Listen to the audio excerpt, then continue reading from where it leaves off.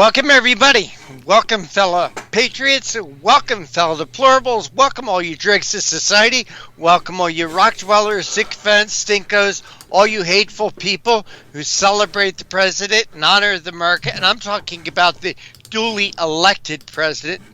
You're always welcome here, and this is the Conservative Commandos radio show. I'm Rick Trader, and I'm coming to you from the studios of the Conservative Commandos radio network, as you can see right behind me. And joining me as my co-host is the president and CEO of Frontiers of Freedom. That's George Landreth. George, welcome back to Conservative Commandos. It's great to be here. This is the place to be. Well, George, there's a Gallup poll out. It's obviously not about the elections, but it's a Gallup poll saying that Republicans are dramatically less terrified of the coronavirus than Democrats. Well, gee, George, I think that's because Republicans have a brain. They realize that it is a flu, just like the flu that we have every year. Mm-hmm. And I'm really doubting that it's any dangerous than any flus in the past. And I think that a lot of right-thinking people are also seeing it the same way. But other than that, I didn't read the poll. Well, yeah, I mean, it's 70% of Democratic men, 80% of Democratic women were, quote, worried about getting the coronavirus. Whereas only 20% of Republican men and 29% of Republican women reported the same concerns. That's a very marked difference. That's not just a margin of error kind of thing. That's like dramatic. And one of the things I think is interesting about it is I remember reading it's kind of a pseudo-psychology article that was arguing that Republicans respond to fear as a motivator more than Democrats do. And then that went on to say that like Republicans are afraid of people who look different than them, so that's why they, want the wall built. They're afraid of this, they're afraid of that. And it was a stupid political hit piece. And I think what's interesting is this lays bare the lie that was. And yet it was published, by some, college Yahoo professor who obviously is a moron. And I have a friend who constantly posts things under "College is for Dummies." And it's articles like that one that I just described that would suggest, yeah, he's right. You have to be a special kind of stupid, And speaking of a special kind of stupid, how about people who sell their home, pack all their goods up into boxes, put them in a truck, move 1,000 miles away, like say from California, have to get a new job and buy a new home and move in, resettle, get the kids back in school, all this kind of stuff. And then what do? They turn around and vote for the exact same kind of morons they voted for before when they were in California. Like, how dumb do you have to be? I guarantee you, if I'm moving to escape a bad situation, I'm not going to move to a new place where that situation is likely to recur, and I'm not going to do anything to encourage that place. So what I see on the left is a huge disconnect, just major idiocy. So, it's like, so we have a virus that people, the death rate now is well below 1%. It started off a little higher than that, but it's now way below 1%. So even for people, it's still very low for people over 70, and that's the most at-risk group. But the bottom line is they're scared to death they're going to get it, and they want to shut down the economy because shutting down the economy is really good for everyone. It's just stupid. I mean, I'm sorry, but I don't understand why the left always acts like they're the intelligent people. Because I don't see any evidence of that. And I could go on and on about this, but I'll give you a quick anecdote. You can tell me if you want to go into it deeper. I had some friends on Facebook who pointed out or said something like, "Oh wow, in this election, civility won," and all I did was write, "I think you might want to think about that a little deeper." My mother got beat up by an angry Biden supporter. I've been put on a list for retribution and targeted by an angry mob that wants to, burn down D.C. if Trump wins. I'm on their map with, directions and everything. That doesn't really sound that civil to me, And they were all like, but I've been called names before. I'm offended. I'm like, yeah, you're right. I'm sorry. I totally missed that. I mean, it's just like a level of stupidity that is stunning to me. Like every kid who's 6 years old grew up saying sticks and stones may break my bones, but names will never hurt me. These people were worked up because apparently someone had called them something once, and it offended them. And that was what was relevant. Beating up grandmothers was not relevant. You know, I'm just like, I'm sorry, but this is pathetic. And these weren't bad people, but there's a level of disconnect if you're on the left from reality, from just common sense. And I don't know if it's truly a function of intelligence as it is they're just ruled by their emotions. Well, George, I think they could pass a college entrance exam. I just think they can't get past their feelings. I think they're being ruled by the media. Yeah. They're so bought into what the media is telling them. And the media is telling them how bad this anti-Trump fraud flu is. And I say anti-Trump fraud flu because I'll go to my grave thinking that this was all contrived to get rid of Donald Trump, the severity of this flu. As you say, the statistics aren't bearing it out. Last year, 43 million people got the flu, 62,000 died. The year before that, 49 million people got the flu, 78,000 died. Now, those are real numbers. And those are the numbers from the CDC. They're saying that over 200,000 people have died from this. Well, George, there's never been more testing for anything, the way there has been testing for this flu. There are so many false positives. Anybody dies from anything, they mark it down as coronavirus because they get more money. They get more money from the federal government if they treat a patient that had the coronavirus. Right. There are cases of people who are hit by trucks. There are people who were shot. George, this has been told to me by doctors. Okay? That there is such an incentive. There is such an incentive when somebody dies to pin it to the anti-Trump fraud flu.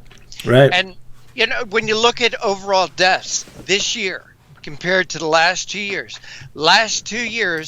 about 2,800,000 people have died from all causes in the United States. This year, we're probably going to be under that number. Even with all the deaths from this fraud flu, we're probably going to be under 2,900,000, which has been the numbers of the last couple of years. Again, not my numbers, but the numbers from the CDC. Yeah. And so the question left of center, though, is how do you feel about it?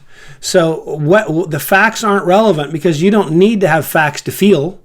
And they always ask, how do you feel about that? So it's like, that's the problem. Again, these people on the left have been so sold this idea of feelings and how do you feel rather than facts. That's what everything is judged on today. That's why we've got so much political correctness. That's why you can't say certain words around certain people of certain skin colors. All right? You know, that everything has become so oversensitized.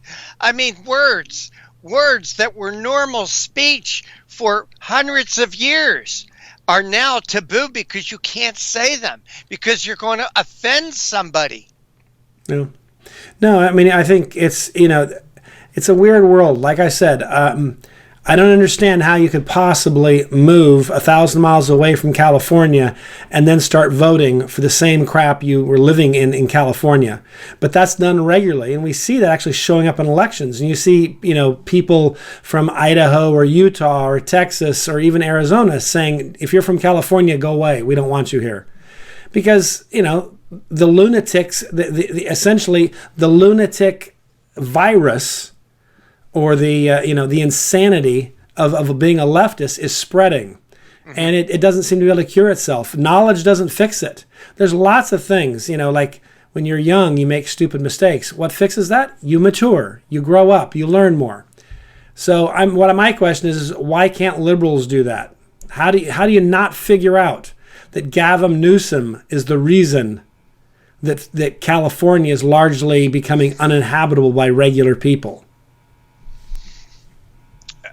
I can't disagree with you, George. I'm not going to argue that point with you, but it seems like the definition of insanity, doing the same thing over and over and over again, expecting the same results is what's exactly what you're talking about. Yeah. Things they'll destroy where they move to, and then they'll have to move again. and they'll grumble about what went wrong. It's like, it's you, idiot. Yeah, well, George, that hasn't happened only in California. Oh yeah. I live near Philadelphia. All right. Mm-hmm. The area that I'm living in at the present time, 40, 50 years ago, was a very Republican area. But what happened is a lot of people from Philadelphia, South Philadelphia, moved out of South Philadelphia, have moved to South Jersey. They brought their politics with them, and they complain about how bad things are in Philadelphia, and that's the reason they got out. Well, they brought the same thing here, and the same thing is happening here now, which was happening in Philadelphia. Yeah. Hello? Right. Hello? And I want to make it clear to our listeners, anyone else, our viewers, we're not saying that liberals are stupid by our standards. We're saying that they decided things were bad enough that they packed everything up, they sold their house, and they moved to a new location. Yep. So they didn't like it. That's not me imposing my views on them. They didn't like it. And then when they get there, they proceed to turn their new location into the one they left. And that's nuts. So by their own definition, they're stupid, idiotic people. George, we can't let the facts get in the way of a good story. You know that, right? Right. Hey, George, let's take a break. And you are listening to and watching the Conservative Commandos radio show with George Landreth and yours truly, Rick Trader. And I say this every show. Today's show, like all our shows, is being brought to you by the First Amendment, protected by the Second. George and I are going to be right back. Are you paying too much for your health insurance? Are your deductibles too high? Or are you completely uninsured? If you answered yes to any of these questions, Healthcare Help Desk can help you now when people need help the most. Health insurance laws and rules have changed. If you have Obamacare, are uninsured, or your premiums are too high, call Healthcare Help Desk. It's free. New healthcare plans are available, and you may qualify for dental coverage and lower copays and deductibles. Make the free call now. Top quality coverage at the lowest prices anywhere. You may be paying too much and not even know it. In these troubled times, healthcare is more important than ever. Don't let another day go by without health insurance. Policies are being offered with very low copays and deductibles. So if you're uninsured, underinsured, or paying too much, call Healthcare Help Desk. Learn about your options before it's too late. Call 800-964-1055. 800-964-1055. Attention Medicare recipients and anyone turning 65. Medicare has approved new benefits not included with original Medicare and older Medicare Advantage plans. You may not be getting all of the benefits you're entitled to. These new Medicare Advantage plans may have many free new benefits including in-home aids, telephone appointments with your doctors, home-delivered meals and prescriptions. These benefits may be available and it's a free call to enroll. The easiest way to enroll is to call the Medicare Benefits Line, a free non-government service. The new plans may also offer free eyeglasses, free hearing aids, free wellness visits, and gym memberships. Call the Medicare Benefits Line now. It's easy. Find out if you're eligible for new benefits like meal and prescription delivery, in-home aids, and telemedicine. Some plans may have a $0 monthly premium or zero copays for big out-of-pocket savings. Call 800-691-1655. 800-691-1655. Medicare Benefits Line is not connected with or endorsed by any government agency or the federal Medicare program. I owed the IRS $10,000. The IRS garnished my wages. They put a lien on my house. I'm self-employed and didn't report all my income. They claim I owe a lot more than I do. The IRS is the most powerful collection agency in the world. They do not give up until you pay. I couldn't sleep. We were being audited. I called Tax Solutions Now, and a great big weight was lifted off my shoulders. I called Tax Solutions Now, and they got the IRS off my back. Tax Solutions Now had my wage garnishment lifted in 48 hours. Tax Solutions Now can get you help. Our agents know the rules, can stop the pain, and get you the best deal. Tax Solutions Now saved my business. I qualified for the Fresh Start program. I paid less than I owed. We connect you with a team of former IRS agents and tax professionals who get the IRS off your back. Time is running out. Call Tax Solutions Now. Call 800-447-7570. 800-447-7570. Once again, welcome back to the Conservative Commandos radio show with George Landreth and yours truly, Rick Trader. And I want to give a shout out to folks who are listening to us on radio stations in Jacksonville, Tampa, and the Villages, Florida. Las Vegas, Reno, and Sparks in Nevada. Macon, Georgia. Lancaster and Pittsburgh. Boulder in Colorado Springs, Milwaukee, Wisconsin, Long Beach, California, Arlington, Virginia, and Washington, D.C., as well as seen on the AUN television network. George, I want to talk about something. The 70 million votes, the 70 million people who voted for Donald Trump as president. Ladies and gentlemen, if you look what's happening in America, they are trying to disenfranchise you, they, the left. They are trying to X out your vote with false and fraudulent votes. You know, George, about 70 million people, over 70 million people voted for Donald Trump. They wanted him as their president. And they're going to lose their franchise for voting. And so George, I'm calling on these 70 million people. Don't take it. Don't accept it. Do something. Do something. Call your congressman. Call your senator. Better yet, get back off your couch. Get back into that truck or car that had the Trump bumper sticker and the Trump flag. Go to places like Philadelphia, Atlanta, Detroit, Milwaukee, Las Vegas, Reno. And also places, Phoenix. Phoenix, Washington, D.C., all the places where these fraudulent ballots are being counted now. And I want you to be loud. I want you to scream. I want you not to be violent. I want you to be peaceful. But I want you to be very loud. Demand the vote stop. Demand that we have new elections. I'm calling for new elections here, George. Because, you know, George, the good vote has been polluted with the bad vote. The fraudulent vote. There's no way that you can go back and pick out the fraudulent votes from the good votes. Well, that was by design. That's not by accident. That's why the Supreme Court told the people in Pennsylvania who were counting to segregate the votes that came in late. You think they are? No, of course not. That's why they wouldn't let in people to monitor, and why they kept them at a distance. So they were 25 yards away, so they couldn't actually see. At that distance, you need a telescope to see what's going on. You just see people walking around. You can't see anything. You can't tell if the vote's what it looks like. Or anyhow, it's very different. In 2000, we actually, both parties agreed that there should be people in the room. And there was lots of things we didn't agree on, but everyone agreed, you got to have people from both sides in the room, close by, looking over the shoulder to check and make sure that it's a legitimate count. Apparently, we don't even agree on that anymore. Now they get to lock people out. And they get to disobey court orders. Court orders ordering something to happen. Now, if you or I have a court order and we disobey it, guess what happens? Federal marshals show up at our house and they take us to jail. It's called contempt of court. And we'll serve time in jail for having disobeyed the court's order. And so my question is, will these people be put in jail? They should be. And it doesn't even matter. We don't have to prove that they committed any fraud.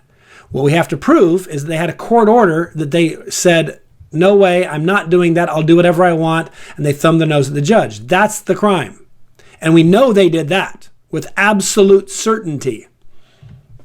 George, but so far, no punishment. Contaminated. All those votes have been contaminated. George, we, the conservative Commandos, did an election evening broadcast, and we watched the vote. We saw that how President Trump had massive leads in those battleground states. Yeah. And then something miraculously happened. The Chinese money, their unit of money was crashing on the world markets because the world understood that they weren't going to get what they wanted, which is Joe Biden. He had these massive leads, and then the voting stopped, or the counting stopped. Without calling a winner, the counting stopped. Okay? And you go, what's going on? What's going on? Well, we've decided to stop counting the votes. Well, what happened? And then the next day we found out that overnight, after the voting has stopped, the numbers started to change dramatically. Hundreds of thousands of votes. Hundreds of thousands of votes. And in all in the 6 dark of battleground states, I think maybe except for North Carolina, it switched almost overnight. Where President Trump had massive leads, the lead was narrow, thin, or he was behind. In days that went on, well, his lead totally eroded away, and he was behind. Now they want to call a winner for Joe Biden. George, we talked about it that night, how interesting that every one of those states, except for North Carolina, was governed by a Democrat governor. Every single stinking one of them. And George, what happened in Philadelphia? The same thing happened in Atlanta. The same thing happened in Detroit. The same thing happened in Minneapolis. The same thing happened in Phoenix. The same thing happened in Las Vegas, in Reno, in Milwaukee. Now, but in Arizona, the governor is a Republican. It's the Secretary of State who's the Democrat. Okay, well, you get what I'm going. Oh, yeah. No, but you're right. All of the states are Democratic states. And the votes have continued to come in and to continue to be counted. George, those votes are now contaminated. Yeah. And the only way you can ever regain the faith of the American people in our way of voting is there's got to be a new vote. So, again, I'm calling for those 70 million people that are being disenfranchised. Their votes are being taken away from you. Your votes are being taken away from you. Get back out on the streets. Demand the voting stop. Demand new elections. Get out there and be loud. Yep. You know, George, you get 70 million people in the streets, it would terrify them. It would absolutely terrify them. George, if you got 7 million people into the streets, it would terrify them. Yeah. They would shake in their boots. Yeah, now I think it's important we don't terrify them because we make threats. But I do think if we stand up to them, as you've described, and of course you said don't be violent, and I agree with you 100%, I think it's also important we don't make threats. I think we ought to simply make it clear that we won't tolerate them cheating us. The threat is, come election day, they are gone, that they are politically dead. Oh, that needs to be the threat, George. That's always an acceptable threat, because you're not threatening them physically, you're threatening their political career. Be peaceful, be loud. Mm-hmm. Let these people know that you are watching them, that you demand that this is the United States, George. It's not some banana republic. It's not some South American dictatorship. Well, sadly, Barack Obama worked very hard to make us a banana republic, and we see the evidence of that now. He weaponized the government against its own citizenry. He was the most corrupt president America's ever had. He's probably more corrupt than all other presidents combined, because he's the only president who basically just took our government and decided to punish his enemies and reward his friends with government dollars and government power.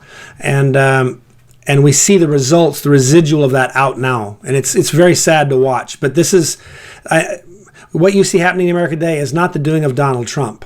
It's the doing of Barack Obama. Well, Barack Obama said that we were a couple of days from fundamentally changing the country. Remember that, George? Oh, yeah. Now, a lot of, I think most Americans, I just thought that was a campaign slogan. He meant it. And I'll say this, George, if we don't do this, the America that we know and love today will no longer exist. Yeah. They're going to open their gates. It's going to be, our gates, our borders are going to be flooded by illegals. Mm-hmm. They're all going to get amnesty. They're all going to get welfare, food stamps, free housing, and the right to vote. Well, one thing that's interesting, too, is if you think about this, we have a chance, even if you can't find 1 million cases of voter fraud, I have no doubt that 1 million occurred, and I'll just quickly explain why. If you went to any county courthouse and tried to look up the number of convictions there were for shoplifting, you would find that number is quite small.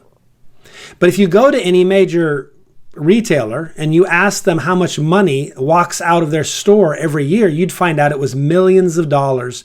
Across the country, it's billions of dollars. So the question is, how do you measure this? The only way you get a conviction is the people who are bad at it.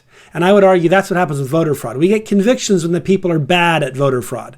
The people who are good at voter fraud get away with it. And so we have to fix this now, because if we don't fix this now, this is the last election we'll ever have that has any resemblance of being a fair or free election, because this will institutionalize fraud, cheating, and so forth. So I would argue whoever it is that cheated, we need to find out who they are. We need to prosecute them to the fullest extent of the law, and they need to go to jail. One of the things that's interesting is one of the big search terms on Google in many, in fact, I think it was in each of the battleground states. Guess what it was? Voter fraud? Yeah. What's the penalty for voter fraud? In other words, people were looking up to see how seriously they might be punished. Well, the other thing, George, Wow. we're going to have to take a real break. I got to give it to Project Veritas for putting out a $25,000 reward for anyone that'll come forward with proof and evidence of voter fraud and go on camera. And I think this is what needs to be done.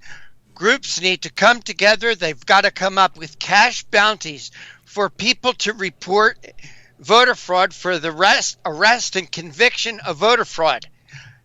It's got to be done, George. And it's got to be public, because in the future, It's got to be public. regardless of what happens in this election, we've got to make sure it doesn't happen next time. No, I agree, but we got to make sure it never happens again. All right. Well, you know what? We lose this election, forget it. It's not going to matter if it ever happens again or not, because our right to vote, the meaningful right to vote will be taken away from us, George. Yeah. The only thing that we're going to be able to vote for is they're going to give us two choices, A and B. It's going to be their choices, not ours. Yeah. Heads I 10, well, just tails like in you Russia. lose. Just like in Russia. You either vote for our guy number A or you vote for our guy number A, and that's exactly what we're going to get here. And I didn't make a mistake. I meant A both times. That's how Vladimir Putin gets elected whenever he runs. But you are listening to and watching the Conservative Commandos radio show with George Landreth and yours truly, Rick Trader. George and I will be back with more news and commentary right after this break.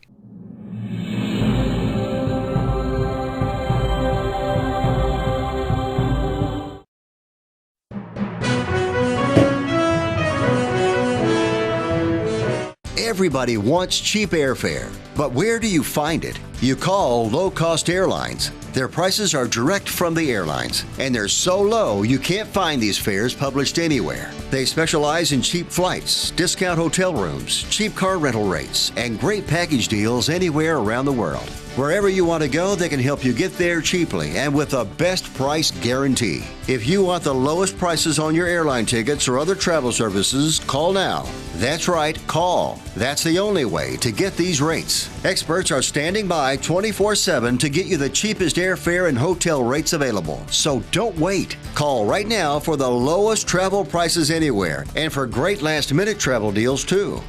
Call 888-431-0562. That's 888-431-0562. 888-431-0562. 888-431-0562. Dish TV is better than cable TV. Here's why. Dish has the nation's lowest TV price, along with an award-winning DVR that can skip commercials, record 8 shows at once, and get access to thousands of movies at your fingertips. Cable simply can't even compare. So the smart choice is to cut the cable and get Dish. Plus, you get all these great TV features, free HD DVR upgrade, free installation, and free movie channels. Say goodbye to cable and get more with Dish TV. 877-290-7764, 877-290-7764. As an added bonus, you can switch to Dish now and receive a $50 Visa gift card. So call now and get Dish TV. Call 877-290-7764, 877-290-7764. That's 877-290-7764. Limited time offer, 24-month commitment and credit qualification required. Cancellation fee, monthly equipment fees, and other restrictions apply. Promotion can change at any time. Friend, do you remember when it felt good to withdraw your cash from the bank to expand a business, go on vacation, or buy a new car? Well, today, withdrawing your own cash has become a very risky business, according to The Secret War, a shocking new research report. I just read it. And folks, I was amazed to learn why banks are now required to spy on us for the government and then report any suspicious or unusual behavior. I suggest you get The Secret War free Just call the number on the screen, no charge, from the folks at Swiss America. And get this, did you know simply spending cash today may be enough to have you branded as a potential criminal? That's right. The new war on cash is really a war against all freedom-loving Americans. The secret war is yours, free, so call the number on the screen and you can tell them Pat Boone gave you the number. Again, we want to welcome you back. This is the Conservative Commandos radio show with George Landereth. George is the president and CEO of Frontiers of Freedom, which, by the way, is on the target list for Shutdown D.C., and yours truly, Rick Trader, coming to you from the underground bunker, and they don't know where I'm at, so I think I'm reasonably safe. It's an undisclosed location. That's good. That in the little toy that's sitting beside me, which we will not discuss. Anybody comes to the door, guess what? The alarm system alarms me, and when I become alarmed, they're going to be greatly alarmed. I assume that you have a device that can inject. I'm not saying. It can. Well, I was just going to say it's a device. I know you're not. I'm just going to describe it. I think it's a device that injects lead at about 1,200 feet per second into people who mean you harm. 1,200 feet or 2,200 feet? Yeah. I'm not sure. Hey, George, one other thing. You know, the left. I know we want to talk about the Democrat leadership, how it's changing its tune, and how there's a real rift within the Democrat Party. But Donna Brazile and Whoopi Goldberg, these two women make me sick. Donna Brazile gets on TV the other day. She says, "Oh, we've got to all come together now. We got to unify. For the good of the country, we've got to unify." George, where was that talk for the last 4 years? Yeah. Where was that talk about unity and understanding and coming together? Where was that talk? Yeah. Whoopi Goldberg saying to the people who voted for Donald Trump, suck it up. Right. No, exactly. Up. Well, why didn't they suck it up for the past 4 years? George? Oh, I agree. That's why this is what a call for unity, and I'm not opposed to a call for unity if it's sincere and real. And I'll tell you what the standards for sincere and real would be. One, it would be an acknowledgement and an apology for times when they have been divisive, and a commitment that's meaningful to not do that again in the future, and to take responsibility for the things that they have done. That would, for example, include some people going to jail for the things that they did in the deep state and so forth.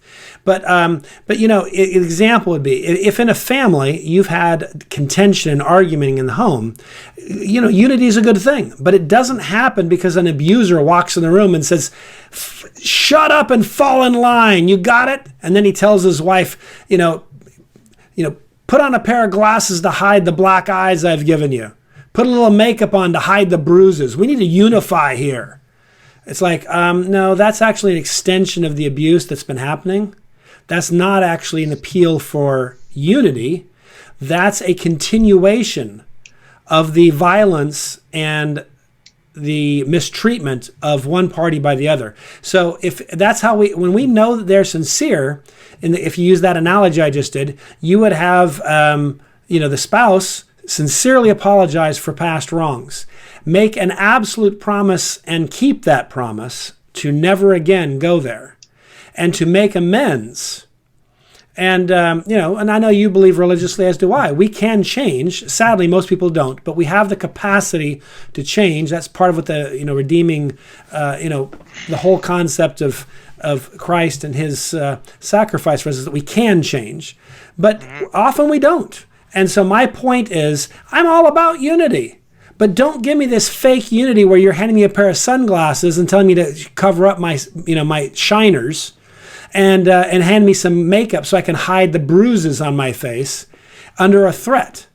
And that's what they're doing. So I think it's very clear. If you will know when they're sincere about unity, because there will be sincere apologies. But what do you get? You get people like Michelle Obama. Has a single person called out Michelle Obama on the left? Not one. For saying on the right have. No, you and I have. On the left. Yeah, I'm talking about on the left. Has a single Donna Brazile said, what the First Lady said was wrong. Because she basically said that, 71 million Americans are racists. and are motivated by hatred. Oh, George, there was a commentator, I think it was on CNN, that said this vote proves that how racist American is. That the fact that Donald Trump got more votes in 2020 than he did in 2016, that's proof that America is racist. No, what that is proof that Donald Trump did a great job and fulfilled his promises. That's what it proves. Doesn't prove anything about racism. Yeah. These people who see race in everything, George, they're the problem. They're the people that keep dividing us. They're race hustlers. They're race baiters. They're not serious people. And, you know, the reality is, I don't want to just sound like I'm them because, you know, they could say we're not very good people, we're deplorable. But there is something really disgusting about a person who will lie and use essentially falsehoods that they know are falsehoods. In their heart of hearts, these people know they're lying. But they don't care.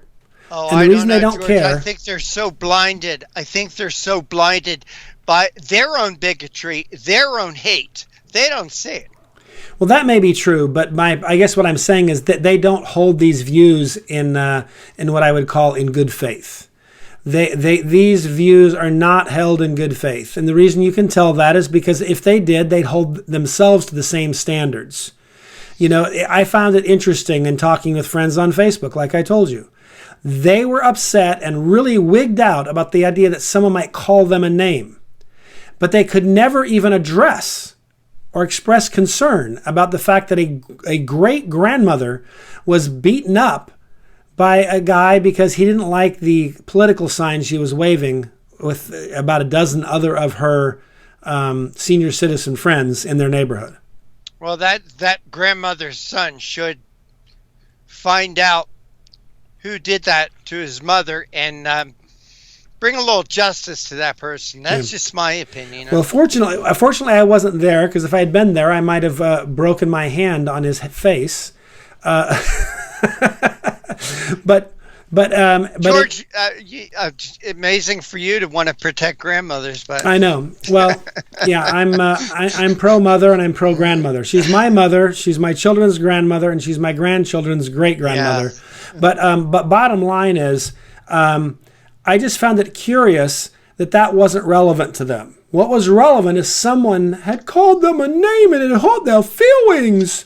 Yeah, and they couldn't get past that to notice anything else. And that's why I kind of go, I'm sorry, you ought not be talking to me about unity. Because if you can't understand why we don't have unity, you're actually part of the problem. And it may not be that you're a bad person, but you're asleep at the wheel. I'll tell you the problem your mother had, because, you know, during the campaign season, everywhere I would go, I would wear my red Make America Great Again hat.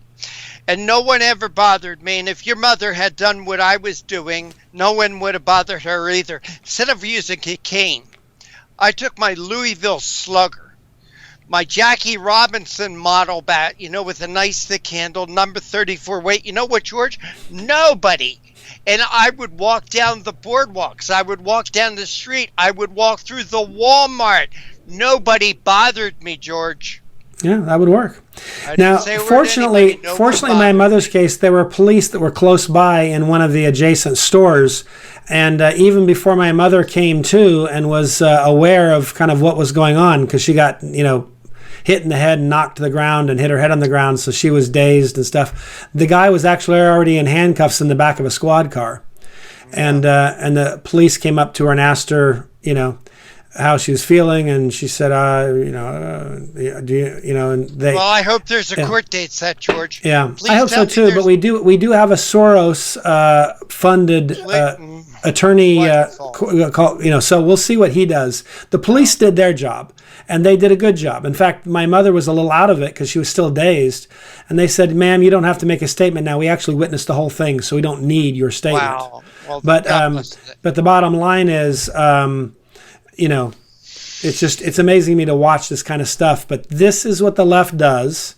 And while most of my friends I know don't support that, what's interesting is when you mention it, they can't get past the fact that someone called them a name. They're not shocked by that.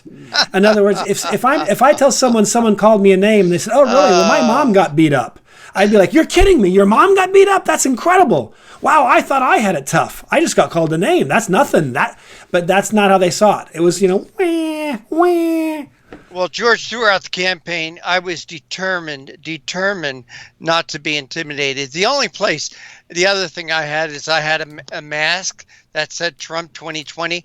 The only place I didn't wear my mask, I didn't wear my hat, was in restaurants because I didn't want one of those vengeful idiots on the left to be spitting in my food. Okay? But I'll tell you one thing that I am going to do in restaurants from now on in, George. I'm going to ask the waiter or the waitress, I'm going to say, "You did vote for Biden, didn't you?" And then for a tip, you know what the tip is going to be? Don't vote for Biden the next time. I don't know, George. I'm really sick. I'm really sick, and I really think that we need to fight back, not violently, but I think that we have got to let our feelings be known to everybody, and we've got to stick together as a group.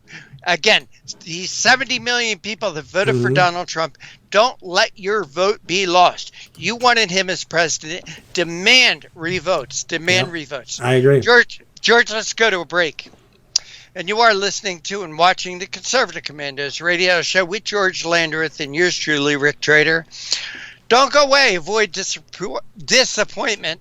I get talking a little fast. I get excited. Avoid disappointment and future regret. Don't go away. We will be right back with more news and commentary.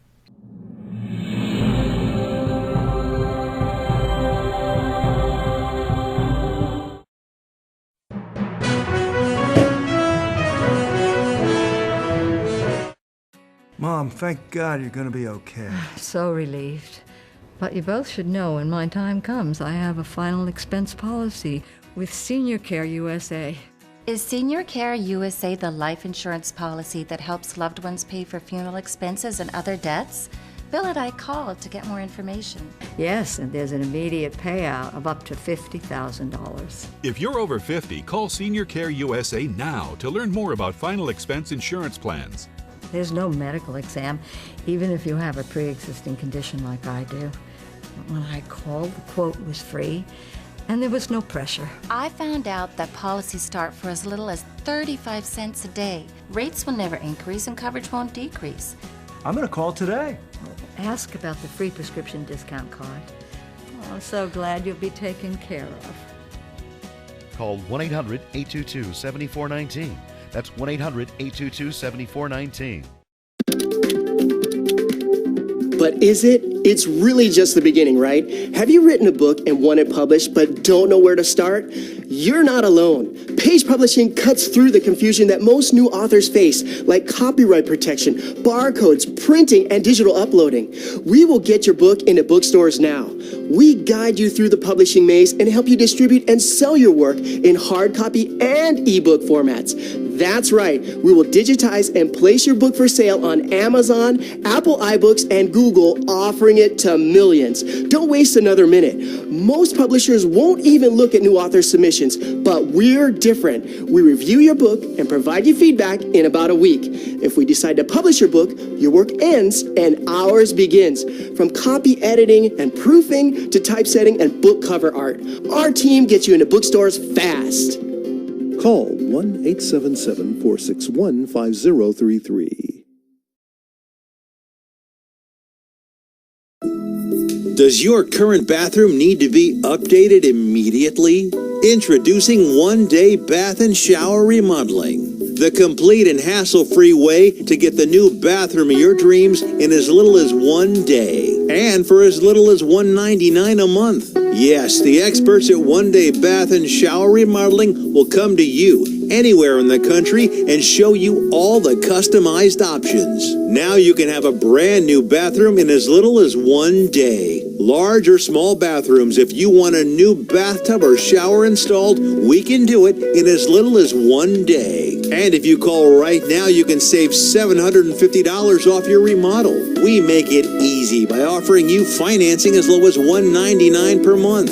So for as little as $199 a month, you can finally have the bathroom of your dreams. Call now to schedule your free in-home consultation. Once again, we want to welcome you back to the Conservative Commandos radio show with George Landreth and yours truly, Rick Trader. And you know what, folks? This past election should point out something to you. That it takes more than you going out to vote to determine an election. I said during the campaign, and I also did what I said. I gave to candidates. I did. I donated to candidates of my choice. But just because the election is over, that does not mean the battle is won or lost, or the war is won or lost. That was just one battle. Right. Every November, there's another battle. There's another battle. There's another battle. Well, even throughout the year, there's battles. I'm sure that you realized how important the left's media was to the left. I'm making a call for you to support conservative media. Support the real news, the news that the left-leaning media will not give you. Oh my gosh, how many times did we bring up Hunter Biden's computer? We on this show probably brought up Hunter Biden's computer more than all the liberal networks combined. Oh, easily. Did you know that a third of Biden's voters didn't know about that? A third of them. George, what I'm getting at is I'm asking people to go to our website, ccrshow.com, and make a donation to us to help us to bring you the real news. No one here makes any money. No one here is paid. In fact, we pay many of our own bills, but our bills must be paid. It costs money to do a show. It costs money to run a network like the American Uncensored News Network. Okay? We need your help.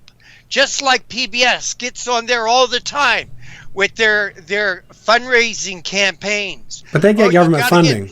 We don't. If this is the type of programming you want, I've got to ask you to support us.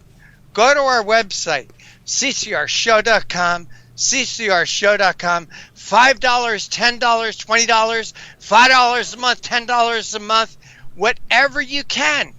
Help us to help you. Help us to maintain the patriotic Judeo-Christian ethics our founding fathers created. Again, help us out. Make a donation to the Conservative Commandos. Go to our website, ccrshow.com, ccrshow.com. Hey, there's a lot of great information on the website. You'll go there to make a donation, yes, but you'll stay for quite a while because there's so much great stuff. Oh, yeah. Yeah, and you're exactly right how important it is that programs like the Conservative Commandos and the AON TV network as a conservative news network exist so we can bring you the truth. I think it's shocking that somewhere between a third and one half of Biden voters were unaware of the allegations that the Biden crime family was on the payroll of the communist Chinese regime. It was like, what? I never heard that. What are you talking about? And, now I understand if you're Maxine Waters, if you're Nancy Pelosi, if you're Chuck Schumer, none of that matters to you. You're actually okay with that. No big deal. Right. But I don't think that the average Democrat, some guy who's supporting his family, working hard, and, his family grew up Democrat and he leans Democrat, he's still an American. He loves his country. And, he just needs to realize that these guys aren't working for him. But if he had been told that, there's no way that guy votes for Joe Biden. No chance in the world. But George, the media hid it from him. Somebody vote for a guy that had to leave 2 presidential races because of plagiarism. Yeah. How can they vote for a guy who continued to lie about his background, the schools that he went to, the grades that he got? Partly because the media didn't tell them that. How could they vote for a guy who ran every political campaign off the graves of his dead wife and daughter? How can they vote for a guy who spent 47 years in politics and left a multi-millionaire. His homes are alone. Well, His three homes alone. $10 million are worth at least. $10 million. Yeah. Well, how could they vote for a guy who never signed the front of the paycheck? Yeah. How can they vote for a guy who helped shove Obamacare down their throat? And lied about it. How could they vote for a guy who never really got a single piece of legislation he introduced through Congress? Yeah. But they didn't want to vote for Donald Trump. You know why, George? They didn't like his Twitters. Yeah, I know. I know. Forget his the tweet. man. Oh my God. Yeah, no, I agree. But for some of them, I would argue, and I'm not in the business of defending Democratic voters, but for a lot of them, quite frankly, they weren't tuning into the right news sources. If they knew what you and I knew, if they knew any of the facts that you just went through, if any news service had told them. They might have voted no. I'm not going for that. But they just, they tuned in MSNBC, they watched CNN, they filled their heads with lies and drivel. And you watch CNN for very long and your IQ goes down. You watch CNN for very long and you become stupider. And that's what happens. Yep. And quite frankly, you watch the conservative Commandos, and given the preparation we put into the shows and the great guests we have, you listen and you become smarter. Your IQ goes up. Your level of understanding, the analysis that you're exposed to, helps you be a more informed, smarter voter. But I promise you, tune into CNN for a while. Don't take a college entrance exam, because you'll get stupider doing that. Let's end this segment on this. Election night confirmed the polls were not just lies. They were out and out frauds. Oh, yeah. You look at the margin of error, 3% and so forth. There was a poll that predicted Donald Trump, I think it was like just a week out from the election, was going to lose Iowa by 17 percentage points. He won How did it. he do in Iowa? Yeah, he won Iowa handily. I don't think he won it quite by 10, but it was, like 7 or 8 anyhow, at least. Joni Ernst was going to lose. Guess what? She won easily. Not even close. So the swing there. Lindsey Graham was supposed to lose. Yeah. He won. By over 10. Yeah, so basically what we're talking about is these guys, and I heard one guy say, well, they're going to have to work out their modeling. I think their modeling must be off. No. Their modeling is not off. This is purposeful. It's absolutely purposeful. They are not trying to measure the public's views. They're trying to influence them. And so that's what happens there. And someone could say, why would they do that? Don't they want to be right? And the answer is not that much. They don't care about being right. Yeah. All they care about is getting the power back and keeping it. And George, once that's they how get they it make back their money. this time, they're going to have it forever. Right. George, got to take a break. And you are listening to and watching the Conservative Commandos radio show with George Landreth, President and CEO of Frontiers of Freedom. Yours truly, Rick Trader. Don't go away. We've got a couple of great guests. George was talking about our guests. We got a couple of great guests coming up right after this break.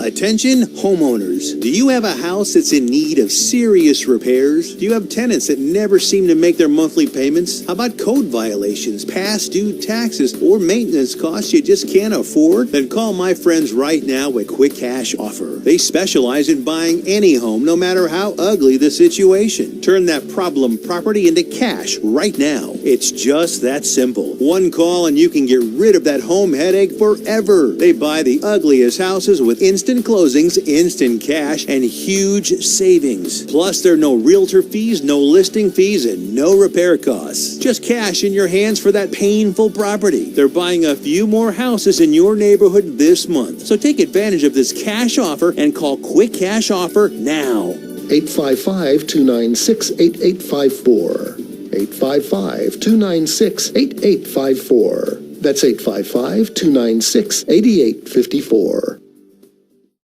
Listen carefully. If your student loan debt is overwhelming you and things seem hopeless, we've got great news. If you're still struggling with your student loan debt, there are government programs available that may actually lower your payments by consolidating your federal student loans. Just call us. We'll review your situation and work with you to consolidate your debt. In many cases, depending on your situation, we can lower your monthly payments in half or more. It doesn't matter how much you owe or how far behind you are. Even if you're in default, call us right now to find out how we can lower your payment in half immediately.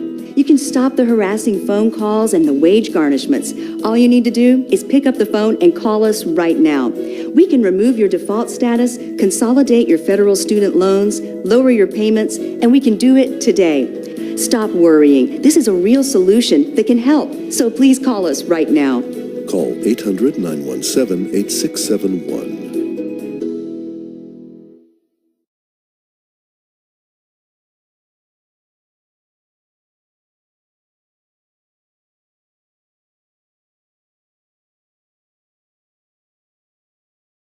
Are you over the age of 50? Want peace of mind and financial security for your family? Here's an important message to you and all seniors from the Final Expense Insurance Hotline. The average funeral costs about $7,000, even more. And the most government benefits will pay your family is only $255. That leaves your loved ones with a burden of paying your debts and funeral costs. Our plans start as low as $1 per day and will pay up to $30,000 for your funeral and other final expenses. There's no medical exam and you'll have lifetime coverage. Plus, your rates will never increase and your plan cannot be canceled regardless of your medical condition, as long as you make your premium payments. Get free information right now. Just answer a few simple questions and get approved right over the phone in just a few minutes. Call right now. Call 855-221-7334. Do you have an idea for an invention, but you don't know what to do next? How do you get in front of companies or get a patent? Call InventHelp. They've been helping inventors just like you for 35 years. And thousands of people contact them every month. With 65 offices, you can meet with an InventHelp representative near you who will keep your idea confidential and explain their invention process step by step. InventHelp has helped over 10,000 inventors get patents. And they offer 3D animations and prototyping services to help demonstrate your idea. InventHelp's exclusive databank includes over 9,000 companies who have agreed to confidentially review new ideas, like yours. Don't wonder what to do next. Take action right now and get the help you need from InventHelp. InventHelp. Call today for free information. 800-880-2937. That's 800-880-2937 now.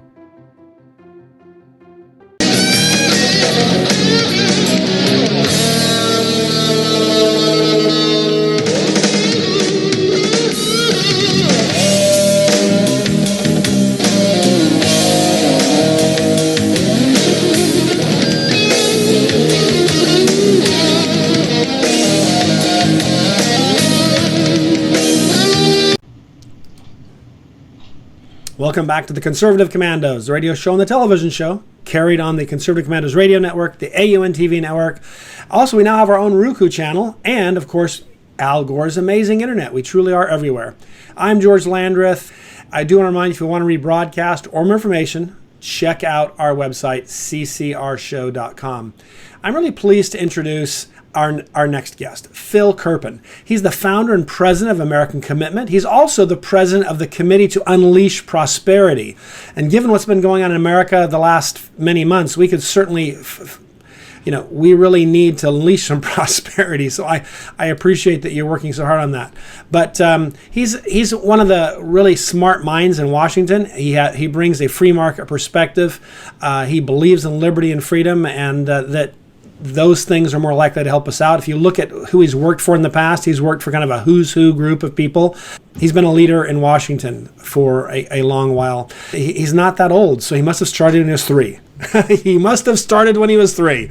But at any rate, welcome. It's great to have you with us here on the Conservative Commandos, Phil. Great to be with you, George. We have an election. We don't necessarily know exactly how it's going to turn out. if it turns out the way the press says it's going to turn out, then we have a new president in Joe Biden. If it turns out the way the president claims it will, based on court proceedings, then he'll have 4 more years. But there is this push, regardless, to shut down again as we head into winter. And you've been very active in using data, not rhetoric, but data, science. And so I always find it funny that the other side always says they're the party of science. But I feel like, no, Phil's the guy of science. So let's talk science, Phil. Well, we're definitely seeing a seasonal recurrence of the coronavirus, and we're seeing it sort of throughout the Northern Hemisphere temperate region. So Europe is, again, as they were in the spring wave, a few weeks ahead of where we are. Interestingly, some of the European countries that had the steepest and earliest rise have already peaked and are falling very rapidly, Belgium and Netherlands in particular. The rest of the European countries are, for the most part, still rising, and the rise is steeper now than it was in the spring in Europe.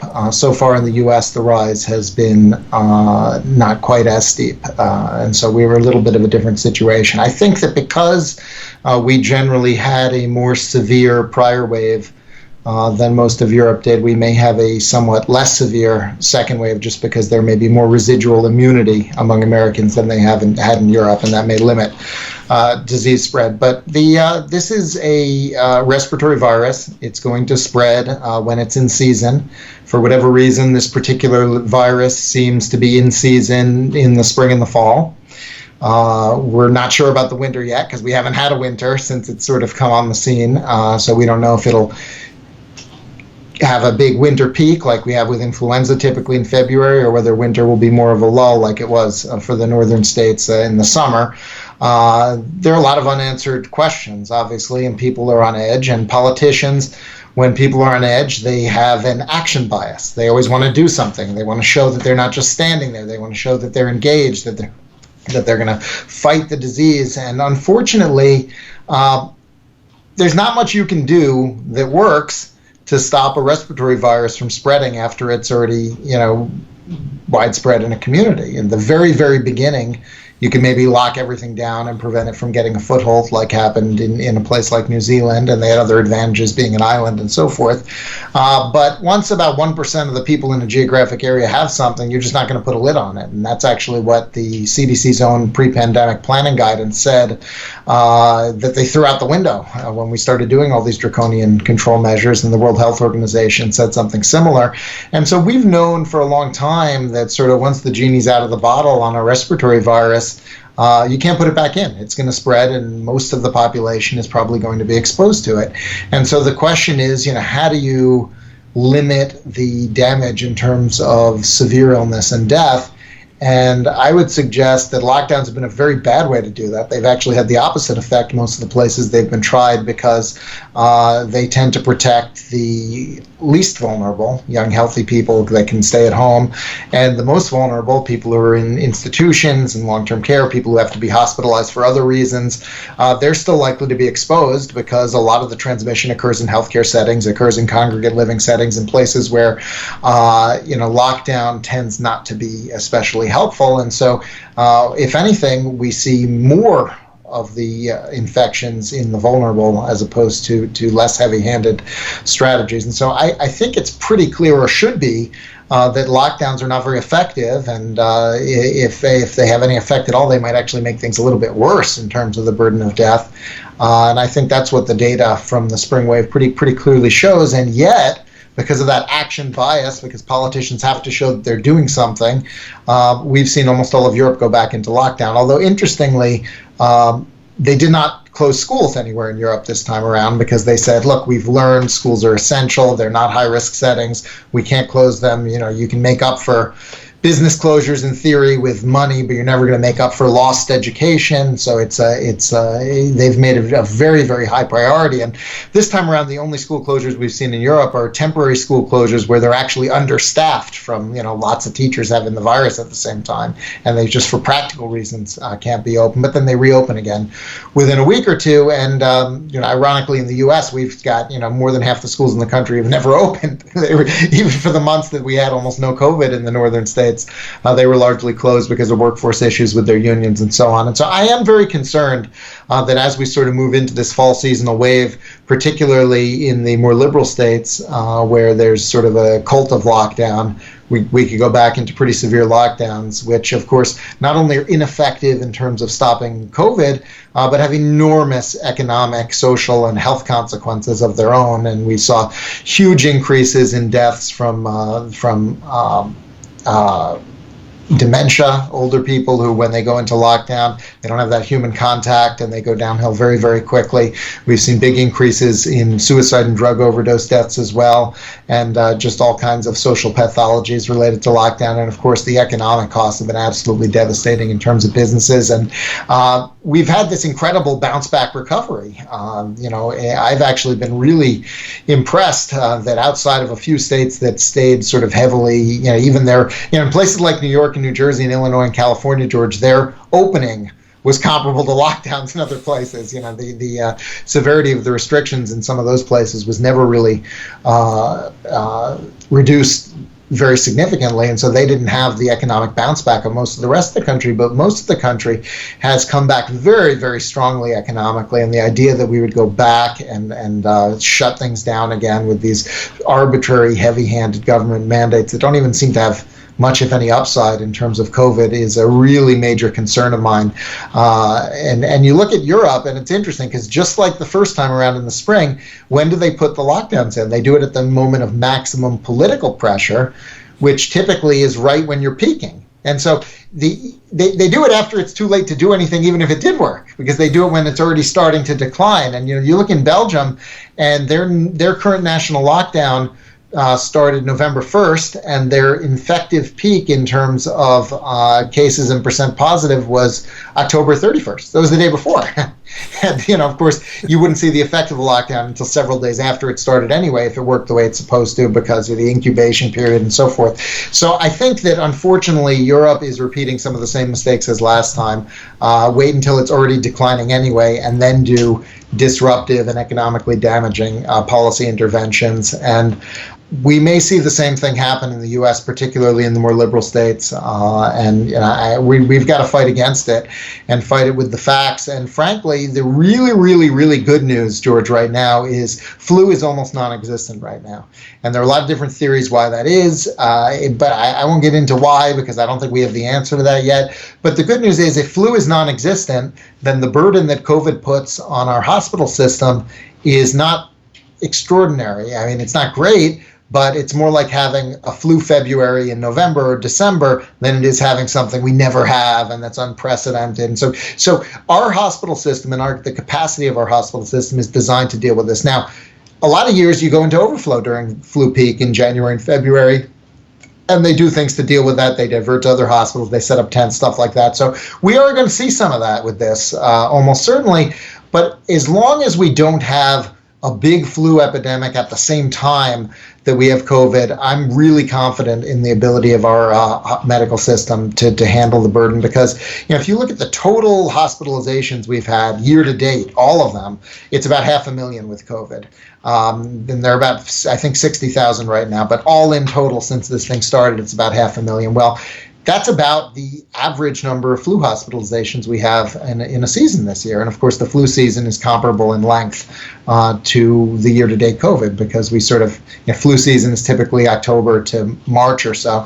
So this is entirely, in terms of scale, it's not a different order of magnitude from what we normally deal with. It's very comparable to what we ordinarily deal with. Now, the deaths are higher, because people over 70 and otherwise medically frail have significantly higher death rates with COVID than they do with flu. Younger groups, it's very comparable. And in fact, in the youngest age groups, it's less dangerous than flu. But because of that much higher danger in the very top of the sort of the age distribution, we do have a higher burden of death, unfortunately, with this. Although I hope as treatments continue to improve, we'll be able to get that down and bring it down as well. But the idea that hospitals are going to be overwhelmed and overloaded unless we lock down is wrong, both because I don't think hospitals are going to be overwhelmed based on the trajectory I see, and because lockdowns don't seem to help. In fact, the worst hospital burdens came post-lockdown in the previous waves. And so that's where I think we are. Unfortunately, we're not going to win all these fights. We are going to have damaging lockdowns again in some places, but let's try to make it as few places as possible and try to limit the lockdown harms as much as we can. And of course, there's a vaccine on the horizon now because we had a favorable outcome in that Pfizer trial. And, we could see them apply for an emergency use authorization around November 20th is what they had said. If you figure the FDA reviews that data as quickly as humanly possible, we could potentially have an emergency use authorization in early December. And that means they'll start getting the vaccine out to healthcare workers initially and to workers in long-term care facilities and so forth. And that will also be a huge, huge help even before the vaccine rolls out more nationally. The states that are having hospital difficulties right now, it's not beds. There are plenty of beds everywhere, including the states that are sort of have the most severe outbreaks right now. The issue is absenteeism, staffing problems because of how many staff, nurses and doctors and support staff have the virus, and then they're told, go home and quarantine and all this kind of stuff. And so if we could get the vaccine out, even, just the first few million doses, if we could use those to get the healthcare workforce protected and take that staffing challenge out of the picture, that would really improve the outlook in terms of the health system capacity to deal with this if it does continue into the winter. And even if we have that worst case scenario where flu reappears and we also have this at the same time. And then, as I said, there's no indication yet that that's happening. That's one of the things that has me most optimistic right now, George, that it's not going to be this dark and horrible winter that some people are talking about, is that the Southern Hemisphere countries basically skipped flu season. They didn't have a flu season. And so that doesn't mean we'll have the same thing here, but so far, so good in terms of there being almost no flu activity. So if that continues, they can debate why it happened. Maybe the same interventions that don't seem very effective for COVID actually are effective for flu. Maybe it's just viral interference, that COVID itself actually somehow disrupts the flu. I don't know. I'm sure there'll continue to be a lot of theories on that. But the bottom line is, it's really, really good news if it continues, because it means that we'll be much better equipped to deal with COVID if we don't have a major flu outbreak at the same time. Well, that's all good news. I appreciate that. We're up against the clock, Phil, but I'm glad you can stick around because there's more to discuss. I just want to remind our viewers and our listeners, this is the Conservative Commandos. Don't forget our website, ccrshow.com, and Phil and I will be right back. Are you paying too much for your health insurance? Are your deductibles too high? Or are you completely uninsured?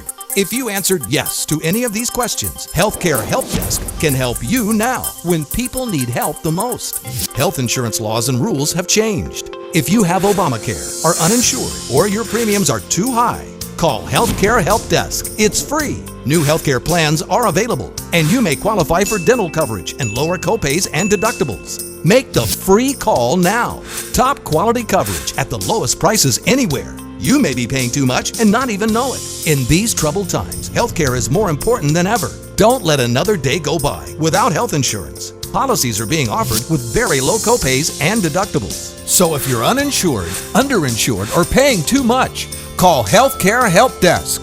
Learn about your options before it's too late. Call 800-964-1055. 800-964-1055.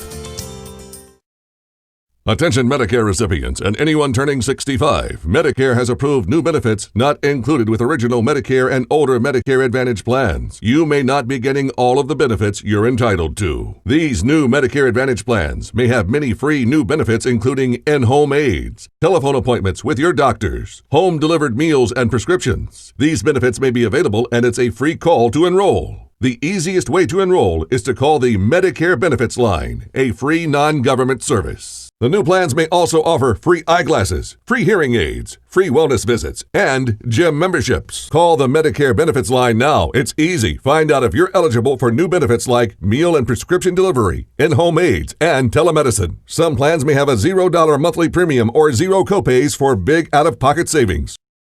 Call 800-691-1655. 800-691-1655. Medicare Benefits line is not connected with or endorsed by any government agency or the federal Medicare program. I owed the IRS $10,000. The IRS garnished my wages. They put a lien on my house. I'm self-employed and didn't report all my income. They claim I owe a lot more than I do. The IRS is the most powerful collection agency in the world. They do not give up until you pay.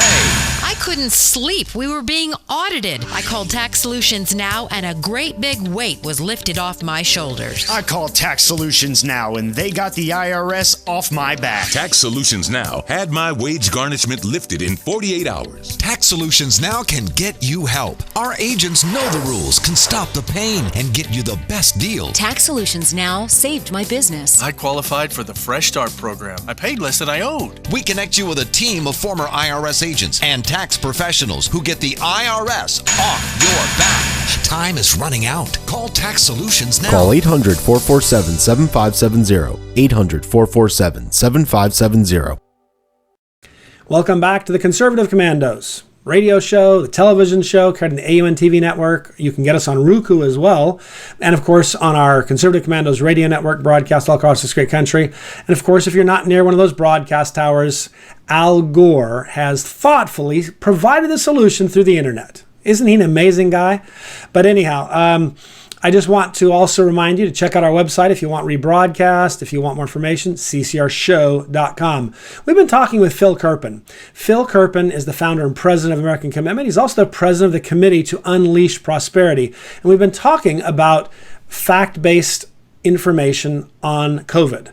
That's a very rare commodity. And if something's value is determined by its rarity, then Phil has been dumping gold on you, because this is a conversation which is largely emotional, unfortunately, and largely not data-driven or science-based driven. So thank you for sticking around, Phil, and thank you for dumping gold all over us. Happy to assist in that. We'll get into the vaccine in a minute, but I wanted to jump on this thing first about that. You were talking about hospital beds and that. It also seems to be another bit of good news is that the death rate seems to be dropping. In March or April or June of last year, it seemed that the death rate was a little higher than it has. Not that it was high, but it was still, I think, under 2%. But now it's dropping more. And I was wondering if you could give us an idea what the magnitude is, because I might be wrong in the magnitude. I think I'm right about the general direction. There's been a very, very large drop in what's called the case fatality rate, which is the number of cases, the percentage, sort of the ratio, the percentage of cases that die early on. If you look, I pulled it up so I can actually get this right. In March, it was 6.7% of cases died. Now, cases are smaller than infections, especially when you were doing a limited amount of testing early on. There might have been 10 or 20 times as many people who never tested positive, never were known, right. They're asymptomatic. Statistics. And so there's a difference between the case fatality ratio and the infection fatality ratio. So in March, the case fatality ratio was 6.7%. Maybe the real infection fatality ratio was 0.67 if you figured we were missing 9 out of 10. So part of the decline over time is just that there's more testing, and so sort of the denominator got larger for that reason.